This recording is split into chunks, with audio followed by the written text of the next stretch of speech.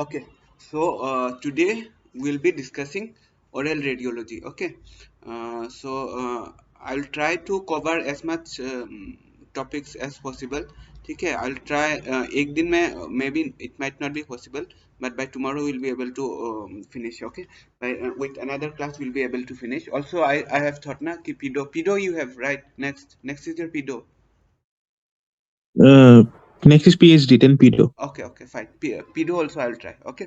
So first coming to अगर X-rays के बात करते हैं ना, तो first thing we should know is the name of Roentgen. ठीक है. And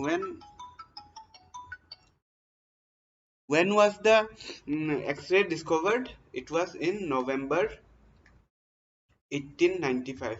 So this externals always like this question ना कि डेट बताना नवंबर 1895. ठीक है. और किसने किया था डिस्कवर? रॉयटजन ने. ठीक है. नाउ रेडिएशन कितने टाइप का होता है? Radiation is of two types. ठीक है. रेडिएशन टू टाइप्स का होता है. एक होता है पार्टिकुलेट, एक होता है नॉन पार्टिकुलेट. ठीक है. एक होता है पार्टिकुलेट और एक होता है आपका नॉन पार्टिकुलेट. तो व्हाट इज पार्टिकुलेट? पार्टिकुलेट का एग्जांपल्स क्या आता है आपको? Alpha rays. इसको ए बी सी से याद रख सकते हो. Alpha rays, beta rays and cathode rays. ठीक है. This is particulate. नाउ आपका नॉन पार्टिकुलेट में क्या आता है? Your example is radio wave, TV waves, then आपका microwaves, infrared, visible, ultraviolet, x-rays, gamma and cosmic. ठीक है. तो ये हो गया आपका नॉन पार्टिकुलेट. तो ये the above examples are in the increasing order of their energy and decreasing order. तो यहाँ पे क्या है? Decreasing order of wavelength. Decreasing order of wavelength मतलब क्या है? इसका जो रेडियो वेव है इसका सबसे हाईएस्ट आपका क्या है? वेवलेंथ है. और जो आपका ये लास्ट में है आपका cosmic rays, it has the lowest wavelength. ठीक है. तो ये याद रखना जरूरी है आपको. पार्टिकुलेट क्या होता है, नॉन पार्टिकुलेट क्या होता है. पार्टिकुलेट में एबीसी आता है, नॉन पार्टिकुलेट में ये सारा आता है. इंक्रीजिंग और डिक्रीजिंग ऑर्डर ऑफ वेवलेंथ. अगर ये डिक्रीजिंग ऑर्डर ऑफ वेवलेंथ होता है तो इंक्रीजिंग ऑर्डर ऑफ आपका क्या हो जाता है? Increasing order of energy. Decreasing order of wavelength है नीचे पे, but it is the increasing order of energy. ठीक है. नाउ एक्सरे मशीन में क्या होता है? X-ray machine has a X-ray tube, और उसमें क्या होता है? एक होता है कैथोड और एक होता है एनोड. ठीक है. तो कैथोड में क्या होता है? Cathode serve as a source of electrons. Cathode से आपका इलेक्ट्रॉन निकलता है. ठीक है. And anode is at which beam of high speed electrons are directed. और यहाँ पे एनोड पे high speed electrons are directed. वो देखे होंगे ना फोटो, ऐसे होता है कुछ. ठीक है. यहाँ से टंगस्टन फिलामेंट से आपको इलेक्ट्रॉन्स निकलता है. It goes like this, then it hits here. ये फोकल स्पॉट होता है. फोकल स्पॉट का डायमीटर पता है आपको? एक्चुअल फोकल स्पॉट एक होता है, और एक्चुअल फोकल स्पॉट होता है, और एक क्या होता है? देयर इज अनदर वन ना. I'll just tell you in a little while. Actual focal spot, and just a minute, I'll tell you little later. I have to check this one. Actual focal spot and the other one. ठीक है. Whatever it is. तो ये जो आपका x ray tube है cathode और anode से बना हुआ है. कैथोड से आपको इलेक्ट्रॉन्स निकलता है और आपको जाके फोकल स्पॉट, जिसका डायमीटर आपका 1 × 3 mm है. ठीक है. Originally it is 1 × 3 mm, but इसको क्या होता है? अगर ऐसे होगा, स्ट्रेट होगा, तो इट इज 1 × 3 mm. ठीक है. बट इसको क्या होता है? एंगुलेशन दे दिया जाता है. तो इफेक्टिव जो फोकल वो होता है, इट इज 1 × 1 mm, ठीक है। और ये एंगुलेशन जो देते हैं वो कितना डिग्री है, 20 डिग्री, ठीक है, 20 डिग्री देते हैं। इससे रिलेटेड एक हील इफेक्ट भी है, विल स्टडी दैट, ठीक है।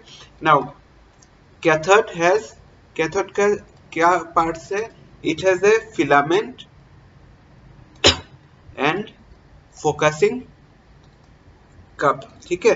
तो ये जो फोकसिंग कप है, फिलामेंट है, it is made up of tungsten, and focusing cup जो है it is made up of molybdenum. ये आप याद रखना, ठीक है। जो फिलामेंट है it is made up of tungsten, and जो फोकसिंग कप है it is made up of molybdenum, ठीक है। Now anode is made up of tungsten, target and copper stem. तो एनोड क्या से बना हुआ है, tungsten, target and copper stem. Now ये जो टंगस्टन टारगेट है, ये टंगस्टन क्यों यूज करते हैं, इसके 4 रीजंस है, ठीक है। First is it's high atomic number, ठीक है। नंबर 2, हाई मेल्टिंग पॉइंट, क्योंकि जब इलेक्ट्रॉन निकलता है एंड एक्सरेज आर प्रोड्यूस, तो there is lot of heat is produce, ठीक है। तो अगर जो फिलामेंट है, अगर फिलामेंट या target it is not, it does not have a high melting point, तो क्या होगा, वो मेल्ट हो जाएगा, ठीक है। तो that's why high melting point, ठीक है। Then it has low vapour pressure, it has low vapour pressure, ठीक है। Now next is your line focus principle. Line focus principle क्या होता है, the target is inclined about 20 degrees. अभी मैं बोला जो टारगेट है it is inclined about 20 degrees, ठीक है, with respect to central x-ray. X-ray आ रहा है ऐसे, ठीक है, perpendicular, but the target is around 20 degree, ठीक है, 20 डिग्री है। Now decreasing the actual focal spot size. तो एक्चुअल फोकल स्पॉट साइज कितना है, 1/3 mm, बट इसको क्या करते हैं हम, इसको 1/1 mm कर देते हैं, ठीक है। तो 1/1 mm करने से क्या होता है, इंक्रीज सरफेस एरिया होता है। तो इस चीज को लाइन फोकस प्रिंसिपल बोलते हैं, ठीक है, जिसमें आप 20 डिग्री एंगुलेशन पे रख दिया, ठीक है। नाउ ये हो गया आपका line focus principle. Heel effect क्या है, हील इफेक्ट के अनुसार क्या है, when cathode rays strike anode target, तो जब कैथोड आपको कैथोड से इलेक्ट्रॉन निकलता है और एनोड में हिट करता है, तो क्या होता है, it is found that high intensity, जो एक्सरेज विथ हाई इंटेंसिटी वो कैथोड की तरफ चला जाता है, और जो लो इंटेंसिटी है वो एनोड की तरफ चला जाता है। तो यहाँ से सोचो, यहाँ पे क्या, तो हाई एनर्जी, यहाँ से सोचो एक्सरे निकल रहा है, this is the electron tungsten filament, तो ये इलेक्ट्रॉन कैथोड है and this is the anode, ठीक है। तो क्या क्या बोला है यहाँ पे, हाई इंटेंसिटी जो होता है वो इसके तरफ चला जाता है, ठीक है, कैथोड की तरफ। तो यहाँ से निकला, सोचो हाई इंटेंसिटी इस तरफ चला जाता है, और जो लो इंटेंसिटी है, हाई इंटेंसिटी कैथोड की तरफ चला जाता है, और लो इंटेंसिटी है एनोड की तरफ चला जाता है। तो this is known as your heel effect, ठीक है, दिस इज हील इफेक्ट। अभी तक कितने सारे डेफिनेशन हमने पढ़ा है, एक लाइन फोकस प्रिंसिपल पढ़ा है, देन एक हील इफेक्ट पढ़ा है हमने, एग्जाम में क्वेश्चन पूछने वाले हैं ये सारे, ठीक है। टंगस्टन का इंपॉर्टेंस, ठीक है, high melting point, high atomic number, ठीक है। फिर कैथोड क्या से बना हुआ है, एनोड क्या से बना हुआ है, दिस थिंग इज रिक्वायर्ड, ठीक है। नाउ कमिंग कि हार्ड एक्सरेज क्या होता है, ये आपको वाइवा में पूछ सकते हैं, what is hard x-ray and what is soft x-ray. तो हार्ड एक्सरे क्या होता है, x-rays of short wavelength and high penetration. तो x-rays of short wavelength and high penetration, ठीक है। हार्ड एक्सरे क्या है, एक्सरेज जिसमें आपको शॉर्ट वेवलेंथ होता है और हाई पेनिट्रेशन होता है, ठीक है। Now it is used in diagnostic radiology. ठीक है, ये जो हार्ड एक्सरे है आपको डायग्नोस्टिक रेडियोलॉजी में यूज किया जाता है, पर सॉफ्ट एक्सरे क्या होता है, it is used in therapeutics. ठीक है, ये डिफरेंस है। सॉफ्ट एक्सरे में क्या होता है, इसका उल्टा होगा, it has long wavelength and less penetrating power. Long wavelength and less penetrating power. ठीक है, ये तो दोनों याद रखना कि दोनों एल एल है। ठीक है, long wavelength and less penetrating power, it is used in therapeutics. और जो हार्ड एक्सरे है आपका डायग्नोस्टिक रेडियोलॉजी में यूज किया जाता है, सॉफ्ट एक्सरे आपका थेरापेटिक्स में यूज किया जाता है। ठीक है, now next is your properties of X-rays. I guess you know this, travel at the speed of light, invisible, cannot be focused, all those things you can go through yourself also। ठीक है, now half value layer क्या होता है, HVL, half value layer. Half value layer क्या होता है, it is half value layer characterizes the penetrating quality of HVL is the thickness of aluminium। Okay, it is the thickness of aluminium। ठीक है, required to reduce half the number of X-ray photons passing through it। समझ रहे हो क्या है, it is the thickness of aluminium. Half value layer क्या है, it is the thickness of aluminium required, कितना एल्यूमिनियम चाहिए to reduce half the number of X-ray photons passing through it. तो हाफ मतलब कितना आपका थिकनेस चाहिए, so that half the number of X-rays तक रिड्यूस कर सकते हैं। ओके, तो this is half value layer. Now its thickness is 1.5 mm। इसका थिकनेस क्या है, थिकनेस हम बोल रहे थे यहाँ पे 1.5 mm for 70 kVp। Okay, now next is your collimator. ये सारा सब पूछते हैं। ठीक है, कोलीमेटर क्या है, it is a radio OPEC material. Usually क्या होता है, इट इज लेड। ठीक है, it is lead। it helps in reducing patient exposure and increases quality of X-ray by reducing the formation of scattered radiation and penumbra। तो it reduces scattered radiation and penumbra। Penumbra का मतलब क्या है, वो जो blood image होता है ना, उसको पेनम्ब्रा बोलते हैं। ठीक है, नाउ नेक्स्ट इज योर आपका कुछ सारा quantity and their SI unit and traditional unit. Quantity, ठीक है, आपका यहाँ पे SI यूनिट लिखता हूँ और ये आपके ट्रेडिशनल यूनिट लिखता हूँ। ठीक है, तो क्वांटिटी क्या है, आपका एक्सपोजर। ठीक है, देन यहाँ पे लिखता हूँ मैं एब्जॉर्ब्ड डोज, देन आपका equivalent dose, then radioactivity. ठीक है, तो एक्सपोजर का ऐसा यूनिट क्या है, कॉलम पर केजी। एब्जॉर्ब डोज का क्या है, इट इज ग्रे, GY लिख सकते हो आप। ठीक है, इक्विवेलेंट डोज का क्या है, it is sievert. Now radio activity का क्या है, बेक्वेरल, BQSV। ठीक है, बट ट्रेडिशनल यूनिट क्या है आपका एक्सपोजर का, रोंजन, दैट इज R। इसमें एब्जॉर्ब डोज क्या है, इट इज रेड क्या है, 1 gray is equal to 100 rad. ठीक है, इक्विवेलेंट डोज का क्या है, rem, 1 sievert is equal to 100 rem. ठीक है, और रेडियो एक्टिविटी का ट्रेडिशनल यूनिट है आपका QD, CI लिख सकते हो। ठीक है, तो this are the defined quantities, they are SI unit and traditional unit. Okay, fine, ये आप नोट कर लेना। ठीक है, next is your the 3 mechanism that explain the interaction of x-ray. So 3 सारा मैकेनिज्म है जो एक्सरे का इंटरेक्शन आपको एक्सप्लेन करता है। One is coherent scattering, one is photo electric absorption, and one is your Compton scattering.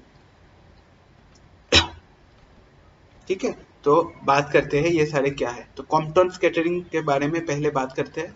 Compton scattering में क्या होता है, आपका जो शेल्स होते हैं ना, इट हैज इलेक्ट्रॉन। ठीक है, ये सोचो KLM ऐसे होता है ना, अंदर में पॉजिटिव, बाद में यहाँ पे अलग अलग होते हैं 2, 8, 8 वट एवर इट इज। यहाँ पे सोचो, तो क्या होता है कॉम्पटन स्कैटरिंग का मतलब क्या है, it occurs when a photon, एक फोटोन आता है यहाँ से सोचो, और इसमें इंटरेक्ट किया, तो ये क्या करता है, ये जो इलेक्ट्रॉन है, दिस इलेक्ट्रॉन इज आउट। ठीक है, और कुछ एनर्जी यहाँ पे प्रोड्यूस होता है, दैट इज स्कैटर्ड रेडिएशन। ठीक है, स्कैटर्ड रेडिएशन। ठीक है, तो इसको हम बोलते हैं कॉम्पटन स्कैटरिंग। इसमें क्या होता है, आपका जब फोटोन स्ट्राइक करता है, इलेक्ट्रॉन भी आउट होता है और scattered radiation is also there. ठीक है, बट इन केस ऑफ आपका, just a minute, photo electric में क्या होता है, फोटो इलेक्ट्रिक एब्सॉर्प्शन में,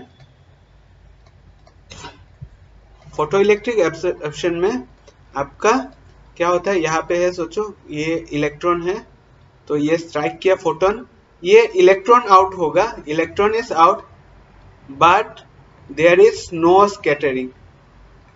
समझ रहे हो? Are you getting it? No, sir. Once more, sir, this one. Okay, so फिर से बताता हूँ।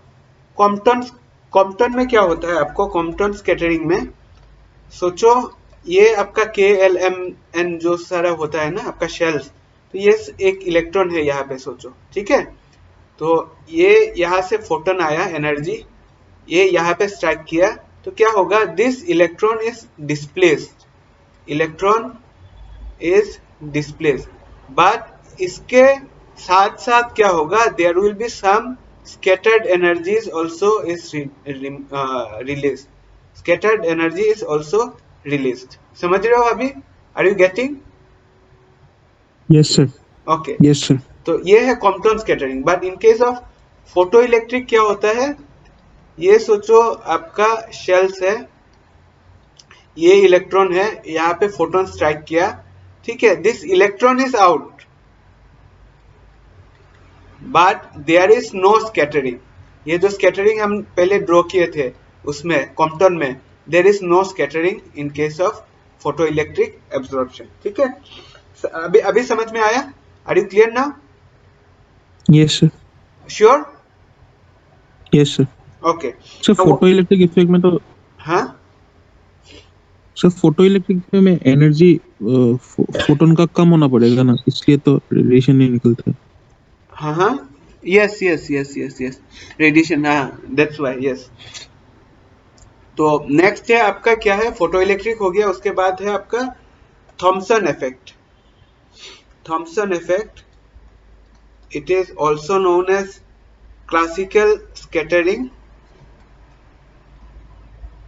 और it is also known as coherent scattering. ठीक है, now it occurs when a low energy incident photon passes near an outer electron of atom. The incident photon is not absorbed but scattered without loss of energy. तो क्या होता है इसमें, आपको जो photon passes near an outer electron of an atom, the incident photon is not absorbed. तो जो incident photon होता है, गया है, इट इज नॉट एब्जॉर्ब, ठीक है, but scattered without loss of energy. ठीक है, इसमें डिस्प्लेसमेंट नहीं होता इलेक्ट्रॉन का, but scattered energy is released. तो ये लो एनर्जी, जो लो एनर्जी इंसिडेंट फोटोन होता है, उसमें आपको थॉमसन इफेक्ट दिखाई देता है। ठीक है, नाउ नेक्स्ट इज योर, एक चीज रह गया, हमने बोलना भूल गया मैं, थॉमसन इफेक्ट जो होता है, Thomson effect, it accounts for around 8% of the total number of interaction. ठीक है, फोटो इलेक्ट्रिक एब्सॉर्प्शन जो है, फोटो इलेक्ट्रिक एब्सॉर्प्शन जो है, it accounts for about 30%। Of interactions. और कॉम्पटन स्कैटरिंग जो है it approximately 62% of photons undergo Compton scattering। ठीक है, तो ये वैल्यू याद रख लेना 62, 30 एंड दिस इज 8। ठीक है, now next is a definition डोसीमेट्री।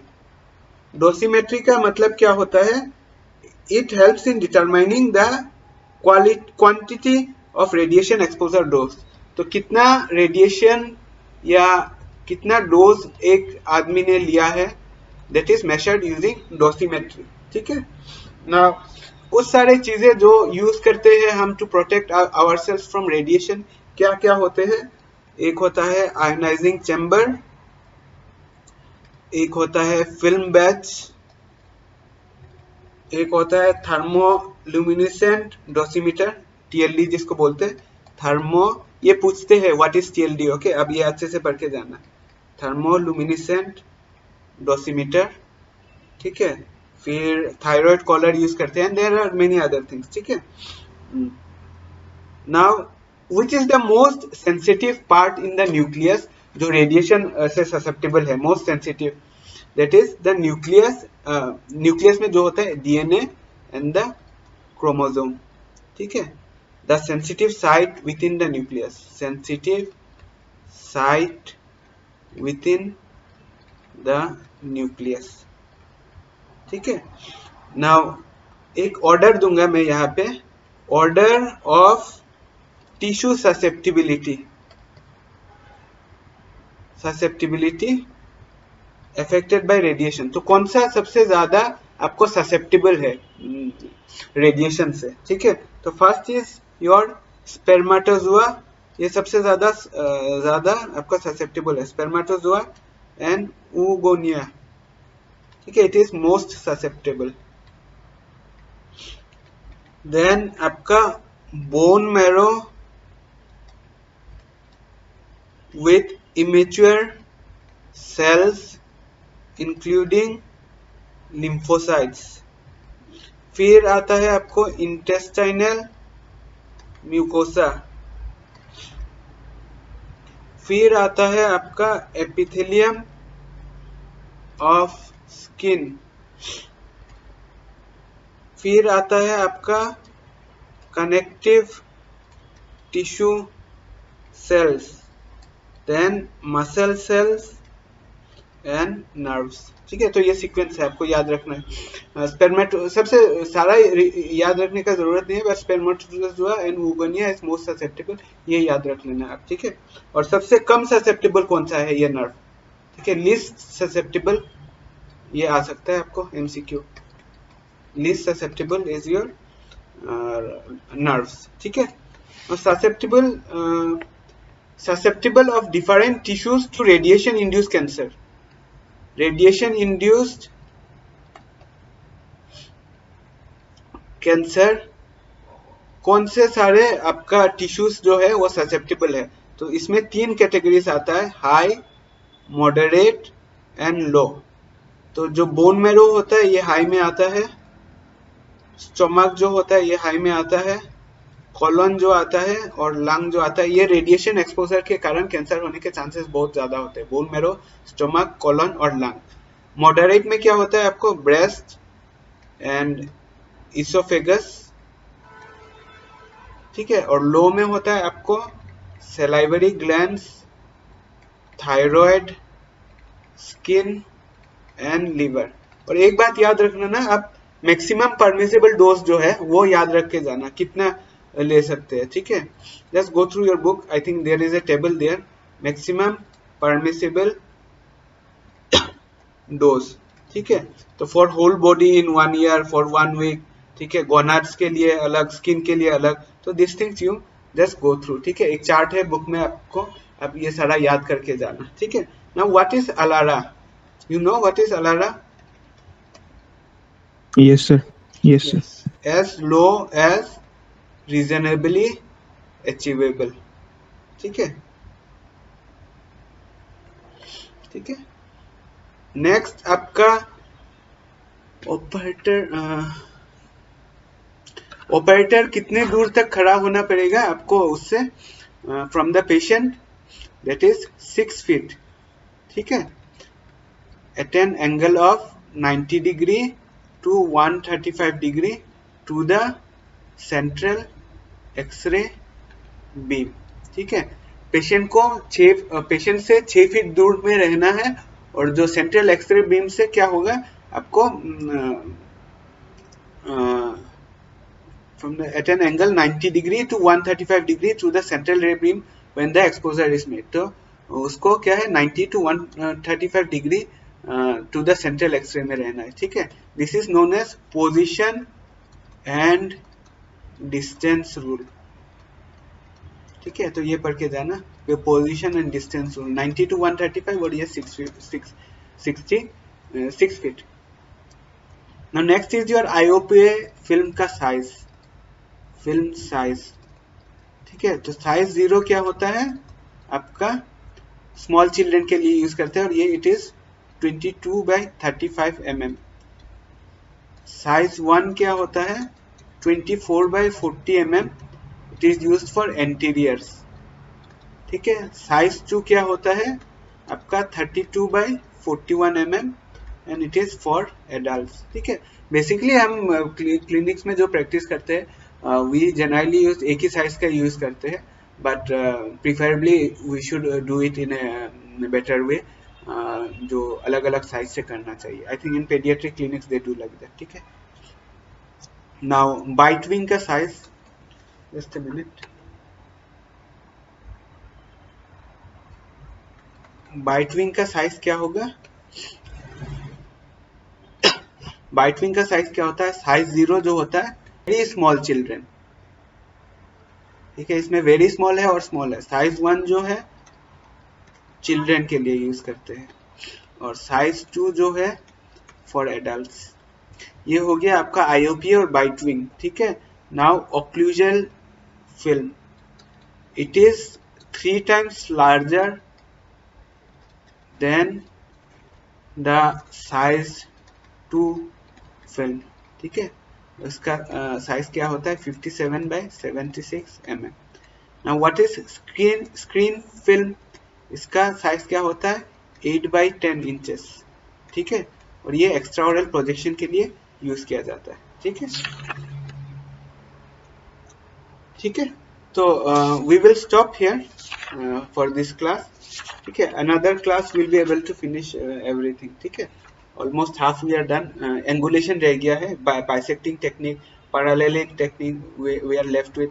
Then कौन सा जो एक्सरे होता है which is better for which type of fractures, ठीक है। तो all this thing will discuss in our next class, and then also this thing ना आपका इंटेंसिफाइंग स्क्रीन क्या है, देन रेडियोलॉजिकल फीचर्स जैसे सोप बबल अपीयरेंस आपका, फिर देयर आर मेनी थिंग्स ना, orange pill appearance, all those things कहाँ पे मिलता है, फिर मल्टीलेक्युलर रेडियोलुसेंसी कहाँ पे मिलता है, ठीक है, यूनिलोकुलर रेडियोलुसेंसी, ठीक है, all those things will, missing tooth कहाँ पे होता है सिस्ट के साथ, तो रेडियोलुसेंसी के साथ मिसिंग टूथ, तो all those things we will discuss in our next class, okay.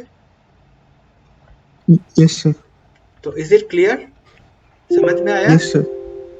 हाँ सर। एवरीथिंग वाज क्लियर ना? यस। Okay.